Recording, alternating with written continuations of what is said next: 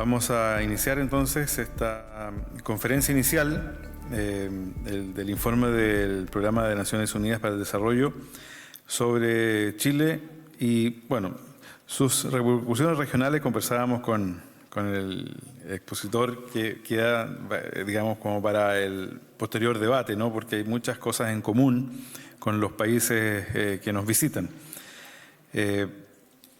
Esta conferencia estará a cargo de don Eduardo Candia, investigador del Programa de Naciones Unidas para el Desarrollo de Chile.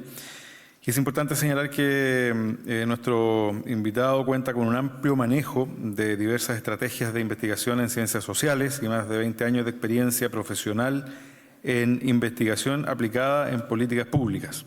Ha trabajado en áreas como la política educativa, la sociología de la juventud, la estratificación social y los estudios urbanos. En 2022 se incorporó al área de estudios del PNUD de Chile como investigador senior para el Informe de Desarrollo Humano de Chile 2024. Dejamos entonces con ustedes a don Eduardo Candia.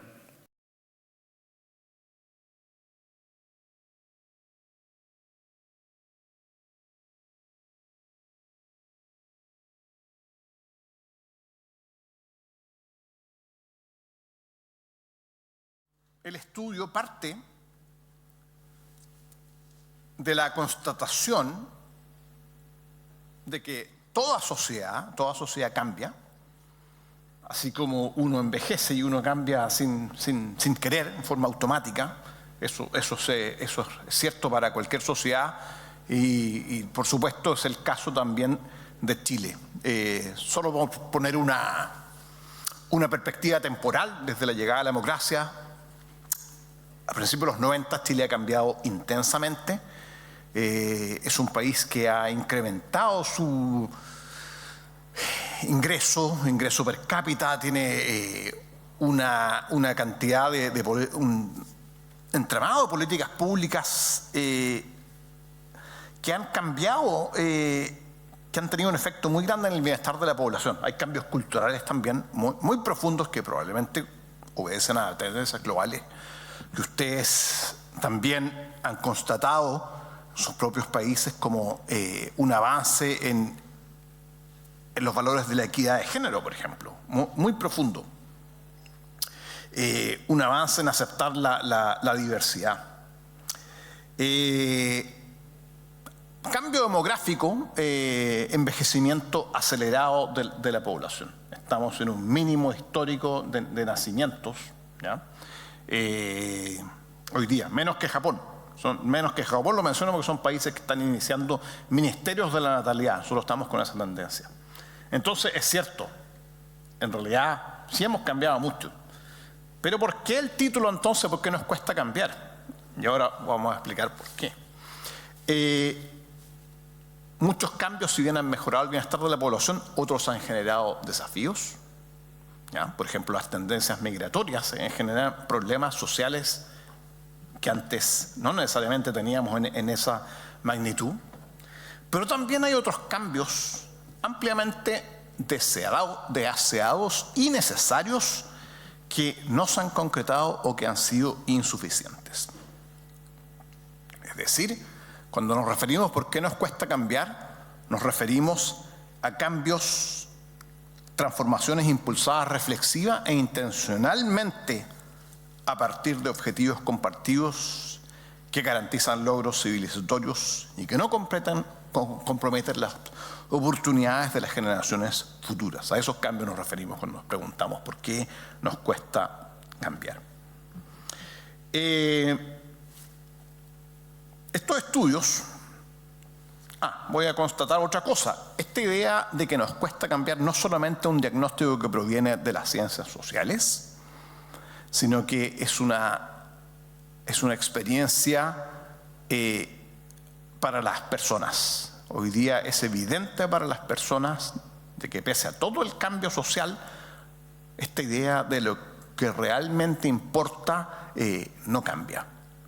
Lo que realmente aprecio se mantiene igual. Vamos a ver a qué se refiere eso. No solamente eso, sino que hay una sensación además que complementa la idea de estancamiento, una sensación de deterioro ¿ya?, de cosas que yo aprecio que han empeorado. Ahora, ¿cómo se aborda esta pregunta? Porque hay varias formas de abordarlo. En este caso es un ejercicio de ciencias sociales aplicadas, ¿ya? Siguiendo la tradición de cómo se han hecho los informes nacionales de desarrollo humano en Chile, que normalmente han tenido un claro sesgo sociológico. Se realiza para cada informe una investigación multimétodo que permite por varias fuentes, varias estrategias de investigación de las ciencias sociales mirar un conjunto de unidades de análisis. Siendo la principal una encuesta de opinión pública de representatividad nacional. También hay algo de investigación cualitativa, grupos focales. Hay una encuesta a la élite, que son las personas definidas como las personas que por sus posiciones tienen influencia por los cargos que ocupan. Se definen distintos tipos de élite, por ejemplo, una élite política, una élite económica, una élite cultural, que se llama simbólica en el informe, y una élite social. Hay algunos estudios específicos sobre movimientos sociales que son muy importantes en el estudio de la sociología del cambio. Un estudio de discursos públicos que se analiza cómo se debaten los problemas públicos en las columnas de opinión, y algunos análisis específicos sobre cómo han evolucionado las reformas en seguridad social, en particular en pensiones y en salud, y cambios al sistema político. Entonces, la forma de abordar esta pregunta es una investigación de carácter empírico. Voy a ir de inmediato a la explicación que se da. La dificultad para cambiar, lo que argumenta este informe, es que reside en un problema de capacidad para conducción. Y ese es el concepto clave y el aparato conceptual clave que se armó para responder a esta pregunta. Porque la conducción, la idea es que el cambio no depende solamente de los liderazgos, sino que se refiere a un esfuerzo colectivo y relacional. No se reduce a la voluntad de los liderazgos, incluye relaciones entre actores clave. En este caso, las élites, los movimientos sociales y la ciudadanía. Y son relaciones que a su vez están condicionadas por factores en el funcionamiento de las instituciones, los discursos públicos y las subjetividades. Si se dan cuenta, es una mirada bastante 360 de distintos, estamos tratando de mirar simultáneamente distintos factores clave en la conducción del cambio, en este esfuerzo colaborativo. Y lo que encontramos al mirar este problema de investigación de esa forma es, por un lado, un predominio de relaciones disfuncionales entre actores clave de la conducción del cambio, la ciudadanía, élites y movimientos sociales. Son relaciones donde debería predominar la colaboración y buscar acuerdos de futuro. Son relaciones que de cierta forma están trabadas. Y por otro lado, encontramos una serie de factores que inhiben la conducción a nivel de las instituciones, en particular como en el funcionamiento del sistema político, en los discursos públicos y a nivel de la posición de las propias personas, ¿ya? Entonces, vamos a mirar ahora un par de ejemplos de cómo funcionan estos dos factores que están trabando la conducción de los cambios.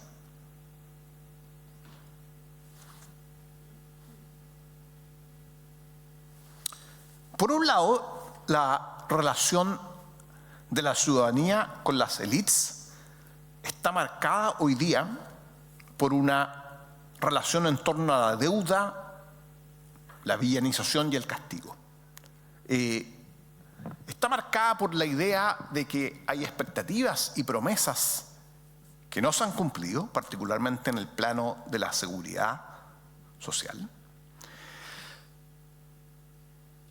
Y los cambios que han ocurrido no solamente no ocurren y eso causa frustración, sino que además hay una responsabilización. Se considera que lo que yo espero que ocurra y no ha ocurrido se debe a que hay actores que deliberadamente están impidiendo y están trabando las transformaciones. En este caso, esta responsabilización se concentra en los liderazgos políticos y también, en segundo lugar, en el gran empresariado. Hay una sensación de que hay una especie de traba deliberada y también una búsqueda exagerada de los beneficios propios.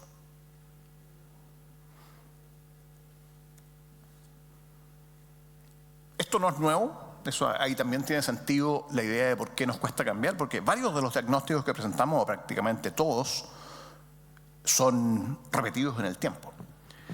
Esta idea de la responsabilización de los liderazgos políticos ya se observaba hace una década atrás, y es una relación que está basado en enfatizar el incumplimiento sostenido de promesas, el identificar culpables e instaurar el castigo, y eso es lo interesante que tiene ahora en la relación, ¿ya? El castigo en el sentido de, por ejemplo, restar apoyo a líderes que hemos elegido recientemente. Representa una radicalización de la desafección de las personas hacia quienes ejercen funciones de representación. Y estos términos de la relación podrían ayudar a explicar en parte el estallido social de 2019 de Chile y comportamientos electorales posteriores.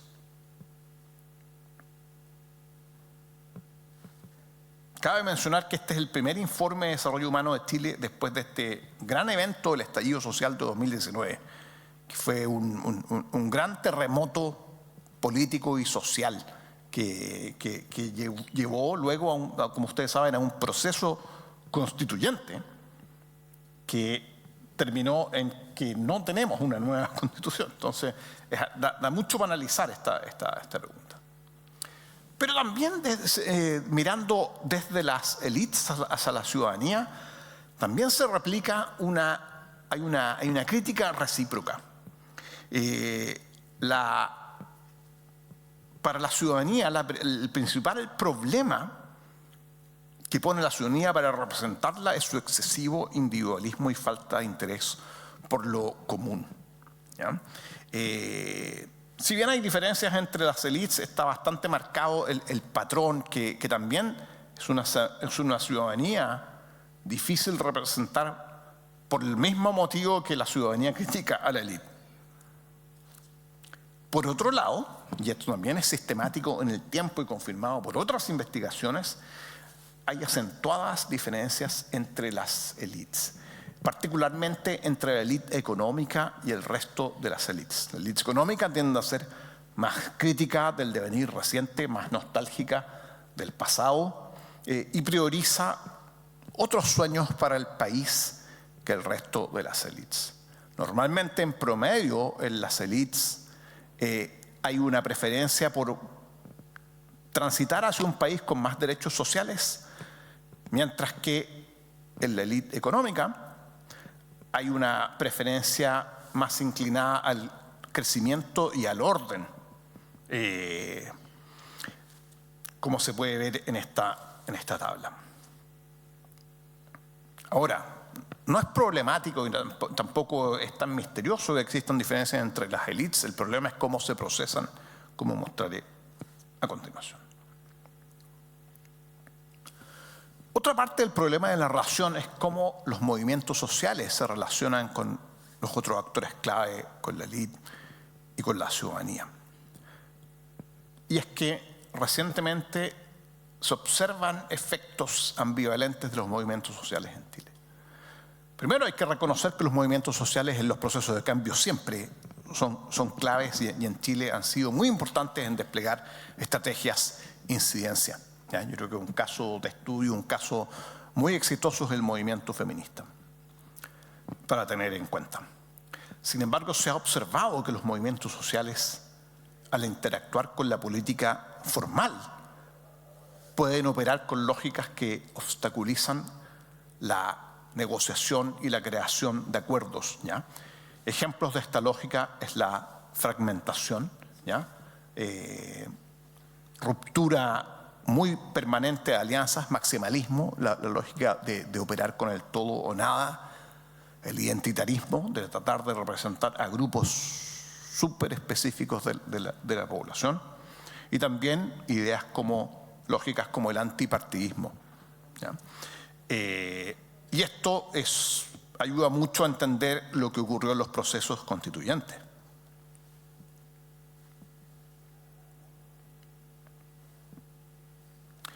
Pero el problema de las relaciones entre los actores es parte del problema. Ahora también vamos a mirar algunos elementos de contexto que son importantes. Y es que en el contexto que ocurren estas relaciones entre actores clave, se observan también elementos inhibidores de la conducción del cambio. Primero, a nivel de lo que piensan de la posición de las personas. Se produce que hay un fenómeno que ya se ha detectado antes, que es una exageración de las capacidades individuales junto con una invisibilización de los soportes sociales que son necesarios para tener éxito en los proyectos personales, ¿ya? La cita que estoy proyectando ahí, que proviene de nuestra investigación cualitativa, es bien dramática. Representa la visión de una mujer que tiene un sentido de agencia individual muy poderoso, pero exagerado en el sentido de que llega a pensar de que puede surgir y tener éxito en un terreno que no es fértil, ¿ya? El problema esto lleva incluso a disociar el futuro personal del futuro colectivo. Y por supuesto lleva a restar apoyo a propósitos comunes que son necesarios para poder lograr los proyectos personales. Se observa también a nivel de la subjetividad una caída en el sentido de agencia, particularmente en el sentido de agencia sobre la situación del país, agencia colectiva. La mayoría de las personas no se percibe como agente de los cambios. En comparación con el año 99, hoy día más de 2/3 considera que puede hacer poco o nada para cambiar la situación del país. Por otro lado, en una similar proporción, las personas creen que tienen poca influencia en sus líderes políticos. Por lo tanto, nosotros denominamos a esto una doble impotencia colectiva a nivel de la subjetividad.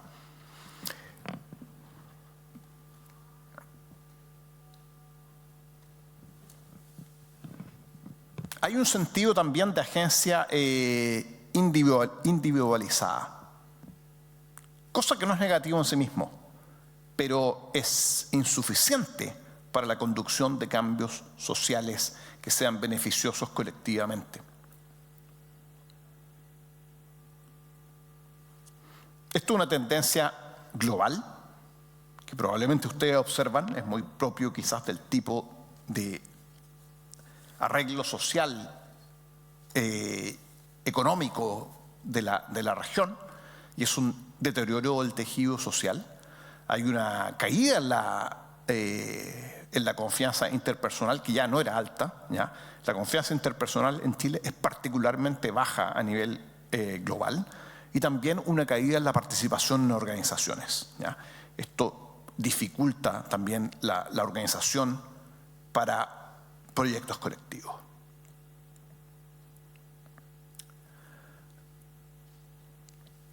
Por otro lado, si uno toma los espacios institucionales, en particular el sistema político,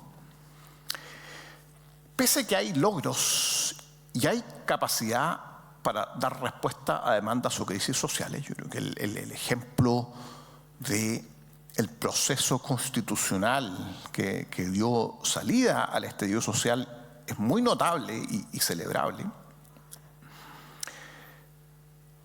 al observar y hacer un estudio de casos de procesos de reforma clave en temas que aparecen acá, se observa que en los últimos 20 años más bien predominan lógicas obstruccionistas, de práctica del veto, ¿ya?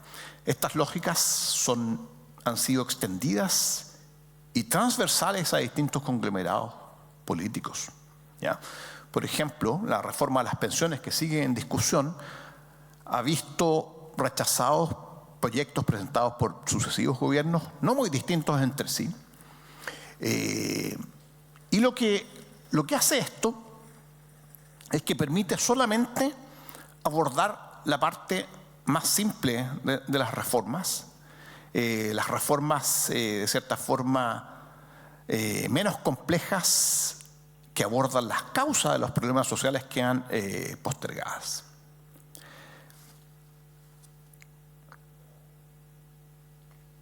Y el otro elemento que miramos es cómo se debate los problemas públicos. En este caso, lo que hicimos fue un estudio de columnas de opinión, de procesos de reforma clave.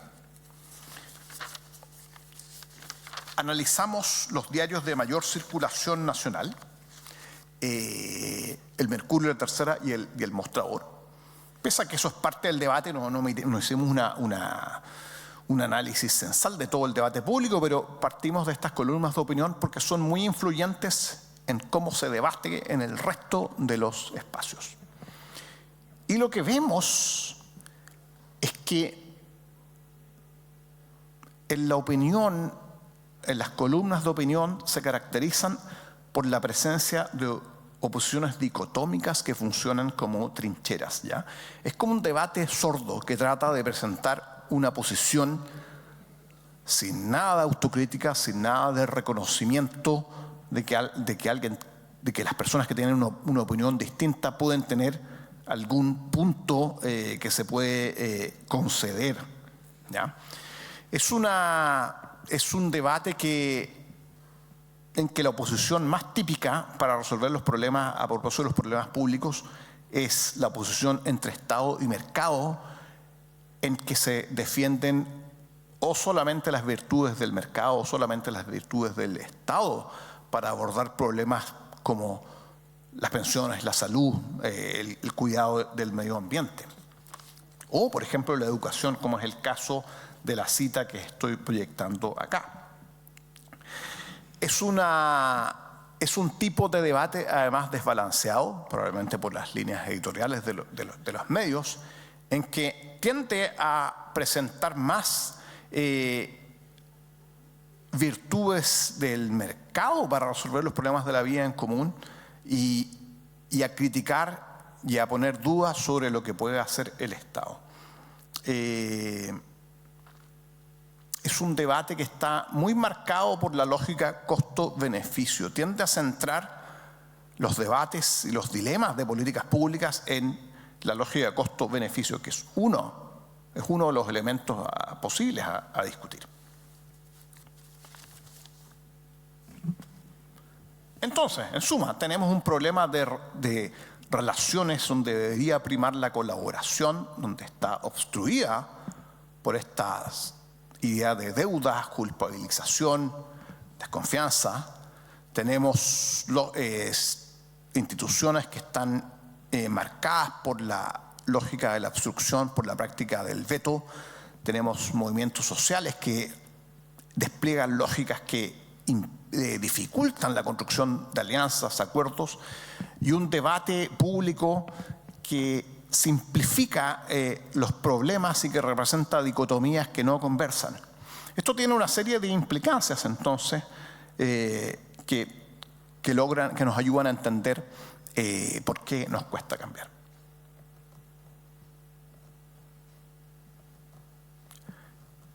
En el plano, una implicancia en el plano de la subjetividad es la dificultad de las personas para poder reconocer logros enormes en su propio beneficio, ¿ya? la idea de las expectativas que no se han cumplido prima sobre los logros de las políticas públicas en pro del bienestar de la población.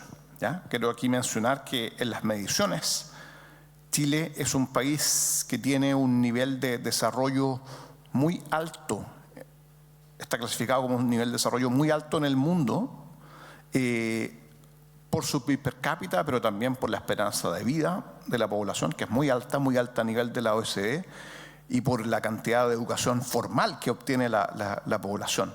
Son logros bien espectaculares. O sea, la población no vive más simplemente porque hay más riqueza en la economía. También hay políticas públicas en el sistema sanitario muy exitosas para tener una esperanza de vida aumentada.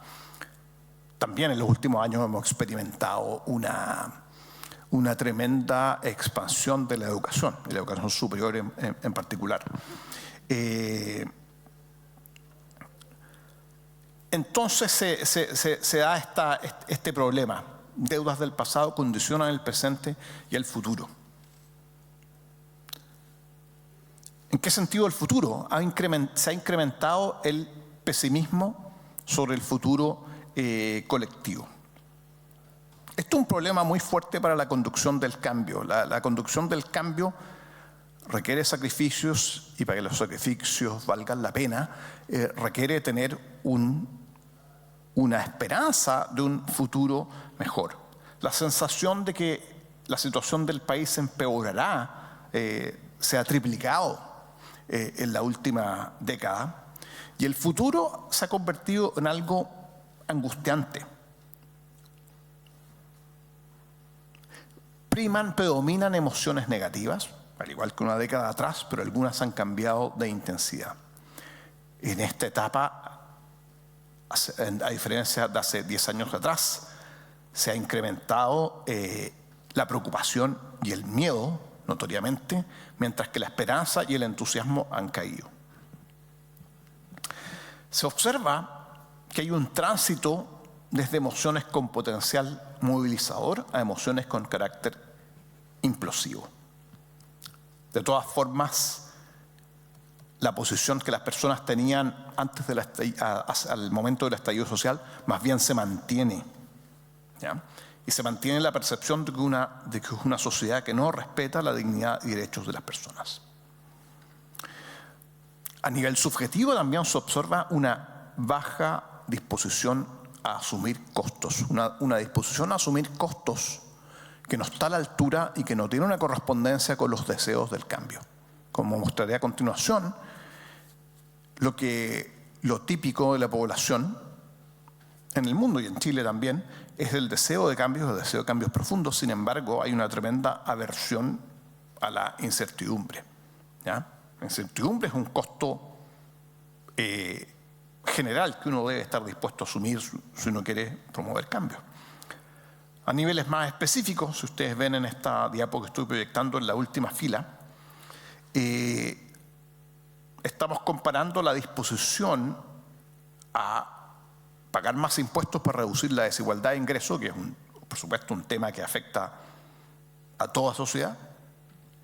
Sin embargo, esa disposición a asumir ese costo es igual cuando tengo y cuando no tengo esa preferencia de cambio. Así yo comparo cuando las personas quieren que cambie la desigualdad de ingresos y veo si están dispuestas a asumir un costo. En ese sentido no hay diferencia. El tipo de debate público, estos discursos dicotómicos que funcionan como trincheras, tiene problemas para representar la complejidad de las preferencias de las personas. El debate público presenta dos modelos de sociedad: un modelo de sociedad inclusivo basado en el Estado y un modelo de sociedad óptimo basado en soluciones de mercado, en el crecimiento. Si uno analiza las preferencias de las personas, en realidad tienen una preferencia más bien mixta, híbrida, que no se refleja en el debate público, ¿ya? Los sueños para el país de las personas normalmente hay un sueño de un país más seguro y ordenado en primer lugar, y en segundo lugar con más derechos sociales. Hay un sueño mixto que va orientado a la seguridad y por otro lado a la inclusión. Lo mismo al examinar qué es lo que las personas desean que cambie en Chile. Hay un deseo de seguridad pública ante el crimen violento y por otro lado un deseo más bien inclusivo, como es la desigualdad de ingresos. Otro ejemplo de las implicancias que tienen estas dificultades en el plano de las relaciones y los factores contextuales que inhiben la conducción del cambio es la dificultad de acordar criterios, por ejemplo, para el crecimiento. Se observa en la población que hay un deseo, por un lado, un poco más inclinado al crecimiento por sobre lo distributivo, y por otro lado hay un deseo también de privilegiar el medio ambiente por sobre el crecimiento. Así todo, muy pocas personas están dispuestas a dejar que el crecimiento deje a personas atrás. Entonces, hay una dificultad para acordar la agenda de crecimiento que deseamos. Ahora, pese a estas dificultades, y esto es bien importante en la tradición de los informes del PNUD, es tratar de hacer miradas lo más equilibradas posible. Si encontramos, y esta fue la segunda pregunta de investigación, si existen oportunidades para fortalecer las capacidades de la conducción del cambio. Y efectivamente y empíricamente encontramos que sí hay oportunidades para aprovechar. Por un lado, y esto es muy importante pensando en el caso de Chile luego del estallido social y los procesos constituyentes, pese a todas las frustraciones y a los cambios, expectativas de cambio frustradas, ¿ya?, persiste el deseo de cambios hacia lo nuevo, ¿ya? En la mayoría de la población desea que las cosas sean en el futuro en Chile distintas de como son ahora y como eran en el pasado. Más aún, la mayoría de la población desea cambios más bien profundos en vez de cambios superficiales. Esto es bien relevante después de los procesos constituyentes que no arribaron a puerto. Se ha dado el debate de que las personas en realidad no querían cambios profundos y que lo que se necesitaba en Chile eran algunas reformas, ajustes menores. En realidad la posición de la población está más bien por cambios hacia lo nuevo y profundos. Ahora, a diferencia de una década atrás donde se observaba también un deseo de cambios profundos, pero se observaba más bien una impaciencia, hay quizás un aprendizaje que lleva a la población en general a tener una preferencia por cambios graduales, por sobre cambios rápidos. Eso no significa que hay gente impaciente de todas formas. Hay una disposición a apoyar a liderazgos que tarden un poco, pero si las cosas se hacen bien. Y hay una sensación de realismo. Al analizar cómo evalúan la dificultad de reformar distintos aspectos de la vida, sea seguridad social, sea la seguridad ante el delito, normalmente las personas consideran que es algo muy difícil, ¿ya? Estas posiciones para nosotros son muy relevantes porque en el escenario de las democracias occidentales, en que aparecen liderazgos populistas que ofrecen soluciones rápidas y fáciles a problemas complejos, estas posiciones de la ciudadanía de cierta forma protegen ante ese tipo de liderazgos que pueden ser nefastos para la democracia. Normalmente las personas en Chile se posicionan a los cambios primero en desear cambios profundos pero graduales. que es este grupo gradualista. Y el segundo grupo en importancia es un grupo que denominamos impacientes, porque desean cambios profundos pero rápidos, ¿ya? Estas posiciones ante el cambio, lo que hay detrás, en ambos casos son grupos de clase media, gente de edad media, entre 30 y 50 años normalmente. La diferencia es que los impacientes, la gran diferencia interesante es que están un poco más concentrados en la región metropolitana y un poco más constreñidos por una más alta carga de responsabilidad. Esto lo interesante, a mí me interesa mucho destacar qué es lo que no es el grupo impaciente. No es un grupo revolucionario, iconoclasta, que quiere cambiarlo todo, sino que es un grupo que tiene una alta carga de responsabilidad. Es un grupo que tiende a vivir más en pareja, tiende a tener más hijos, ¿ya? Tiene una vida más exigida.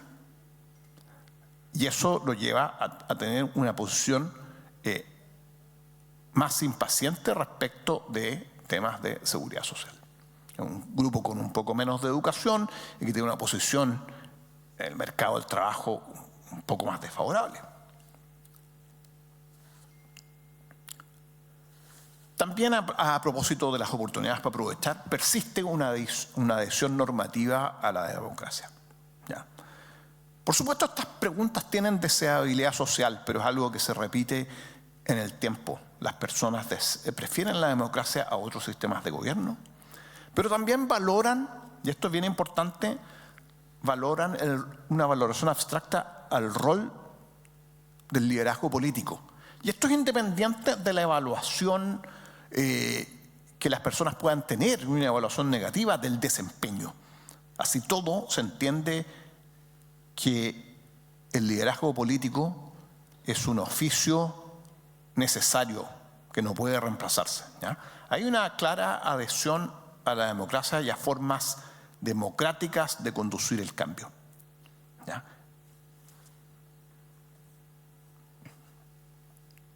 Bien interesante, es necesario para conducir cambios una ciudadanía que esté dispuesta a dejarse representar y una ciudadanía dispuesta a ceder para lograr acuerdos. Hay un deseo de liderazgos y creo que estos resultados que fueron antes de la elección, de las últimas elecciones locales, hacen mucho sentido. Si ustedes ven los resultados de las elecciones municipales, los liderazgos intransigentes y radicalizados no les fue bien, ni en las municipales ni en las elecciones de gobernador. Están dispuestas a apoyar a un líder que no refleje exactamente sus ideas para que logre conseguir acuerdos. Y esto es bien interesante en términos del tipo de liderazgo esperado. Y creo que, como decía, el resultado electoral reciente nos dio la razón. Esto no significa que permanezca siempre, pero sí hay un activo de ciudadanía democrática que hay que saber aprovechar. Asimismo, hay una revalorización de los proyectos comunes. Esta encuesta la hicimos en plena discusión de las constituciones, donde se veía que no iba a llegar a puerto. Eso tal vez ayuda a explicar y a entender por qué hoy día, más bien, a diferencia del año 2011, la mayoría en realidad considera que el país lo que necesita es un proyecto común más que la posibilidad de que cada uno pueda llevar sus proyectos individuales. También es algo que persiste y es algo importante, una molestia y alta molestia con la desigualdad y distintos tipos de desigualdades. Al igual que una década y la medición que hicimos más bien hacia fines del 2010,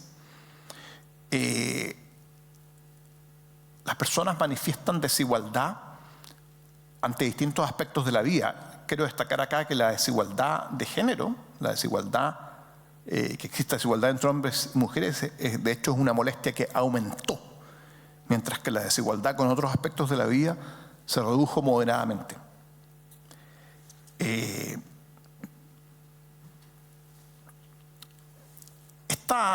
esta posición es bien importante porque hay quienes argumentan que las sociedades modernas son tan complejas que es imposible ponerse de acuerdo en qué cambiar y cómo cambiar. Pero esta posición da un horizonte normativo de esta preferencia de la población. Es cierto que es difícil ponerse de acuerdo, pero sí tenemos que ponernos de acuerdo en un orden social al cual transitar.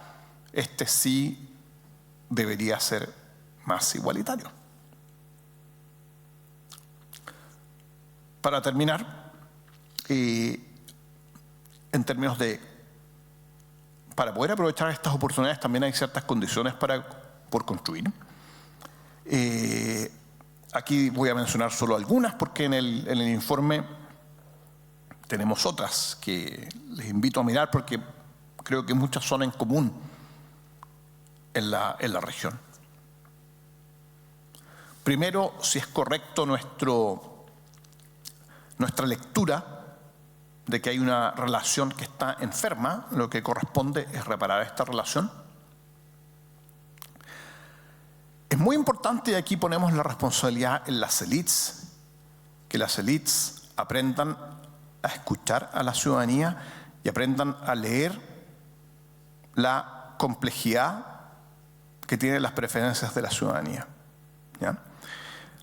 A veces nos pasa que los líderes más bien progresistas, los líderes conservadores, tratan de leer toda preferencia como progresismo y toda preferencia de las personas como conservadurismo. Sin embargo, en realidad, si uno hace el análisis empírico, es una mezcla. ¿Ya?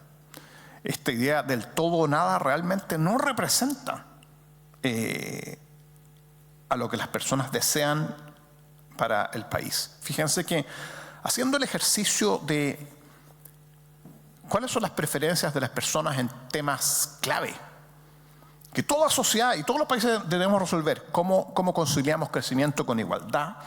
¿Cómo manejamos la inmigración? Es algo que va a estar presente. Los movimientos migratorios de aquí en adelante no es algo que se va a acabar. ¿Cómo equilibramos igualdad de género en el trabajo productivo y reproductivo? ¿Cómo conciliamos crecimiento con medio ambiente? Fíjense que por lo menos en el caso de Chile hay dos grandes consensos. Primero la mayoría, pero esto es gran mayoría, esto es más de un 90%,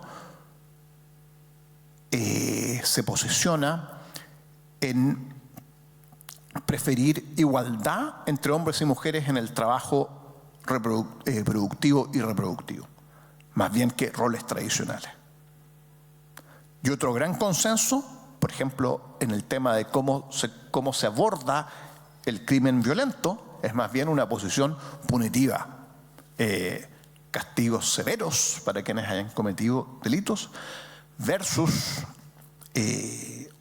una posición más bien de reinserción. ¿Ya? Si ustedes se fijan, esas dos posiciones que son también muy mayoritarias, 75%, son contrapuestas en la agenda política. Una es más bien inclusiva, típica de la agenda política progresista en el mundo, la otra es más bien conservadora. Y ambas son mayoritarias en la población. Y en los otros puntos, por ejemplo, en cómo equilibrar crecimiento con igualdad o crecimiento con cuidado del medio ambiente, o una posición más bien inclusiva con la inmigración o restrictiva, la población prácticamente se divide por la mitad. ¿Ya? Lo interesante de esto es que la cantidad de personas que tienen una posición pura en estos dilemas de la vida social, solamente conservadora o solamente progresista, son muy pocas. ¿Ya? Entonces, para dar una idea de cómo es necesario leer mejor a la ciudadanía. Yo creo que en el caso de Chile, los procesos constituyentes que se dieron después del estallido social, hubo primero una convención que tuvo quizás una sobrelectura progresista de las preferencias de la ciudadanía, y luego en el segundo intento, la segunda instancia que trató de hacer una nueva constitución, tuvo una sobrelectura conservadora.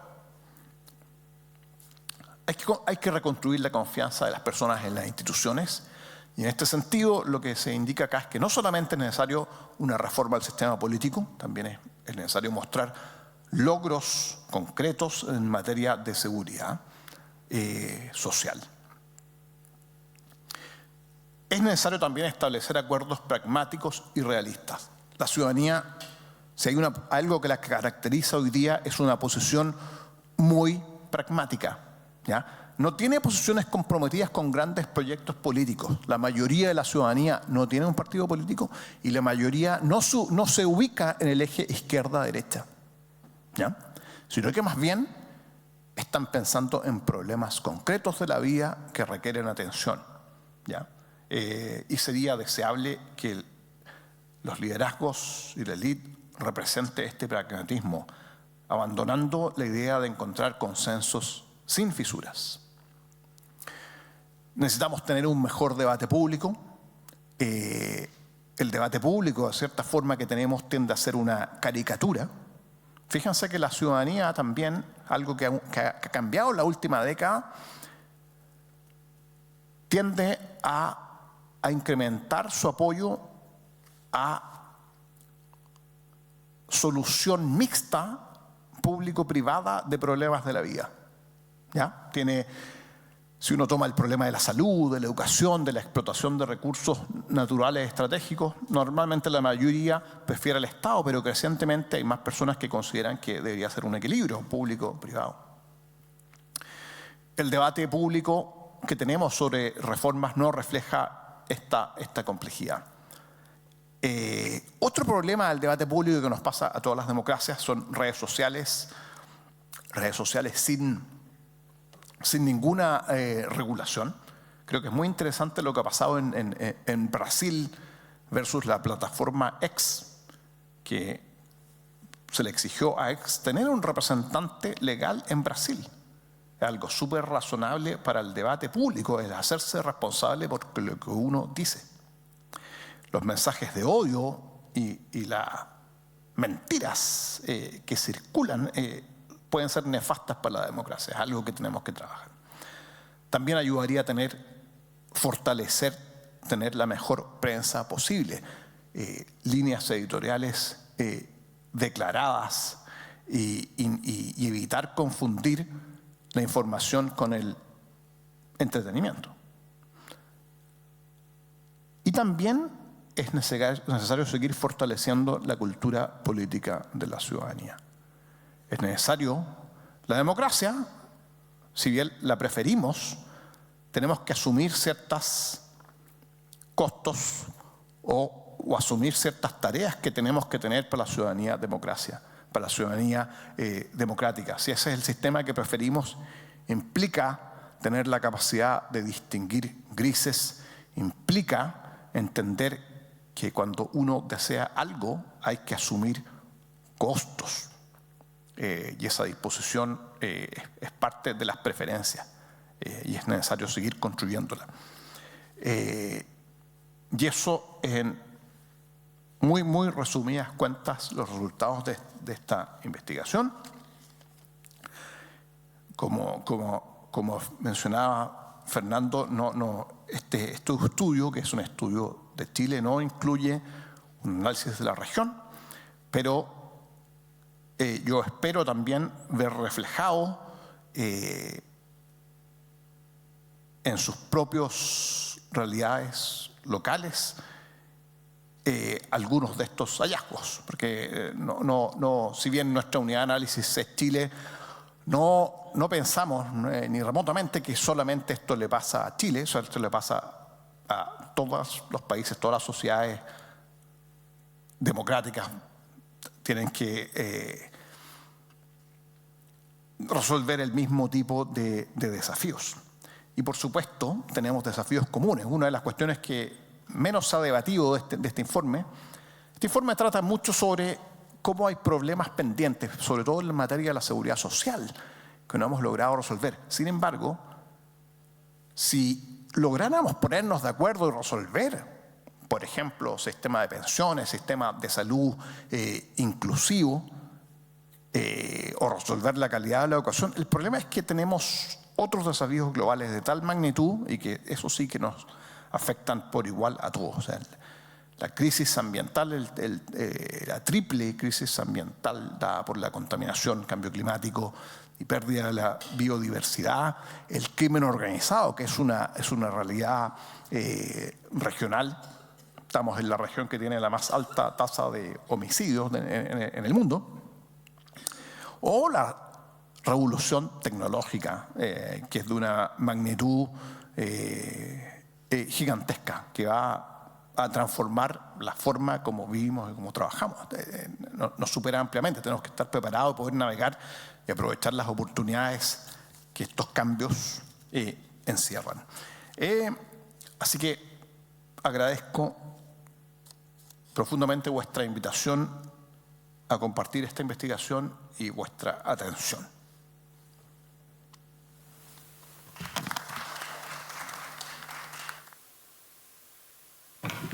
Bien, agradecemos a Eduardo Candia y le pedimos al diputado Sergio Bobadilla, presidente pro tempore de la CISAP, que le haga entrega de un recuerdo de esta 20ª sesión.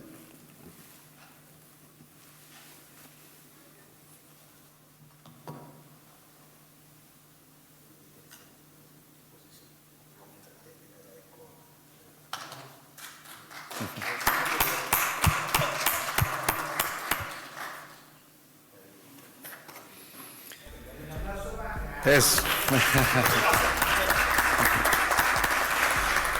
Muy bien, vamos a concluir entonces esta primera jornada. Los vamos a invitar a pasar al piso 15 de este mismo Senado para el almuerzo. Y luego proseguimos en la tarde a las 3 con el programa que está contemplado. Muchas gracias.